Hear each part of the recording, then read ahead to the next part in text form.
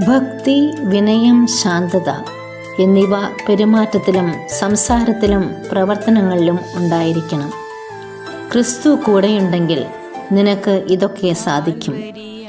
എല്ലാ താഴ്വരകൾ പിന്നിടുമ്പോഴും എല്ലാ കൊടുമുടികൾ കയറുമ്പോഴും ബലവത്തായ കരം ചേർക്കാൻ കഴിയുന്ന ഒരു ചങ്ങാത്തമാണ് ക്രിസ്തു. ആ ക്രിസ്തുവിനെ കൂട്ടുപിടിച്ചവനാണ് സെയിൻറ്റ് ജോസഫ് സന്യാസിനി സമൂഹ സ്ഥാപകൻ ദേവദാസൻ പൂതത്തിൽ തൊമ്മിയച്ചൻ. ദിവ്യകാരുണ്യ ഭക്തിയിലും ദൈവാശ്രയബോധത്തിലും നിന്ന് ഉരുത്തിരിഞ്ഞ നിരന്തര പ്രാർത്ഥനയുടെയും പരിത്യാഗത്തിൻ്റെയും ജീവിതം.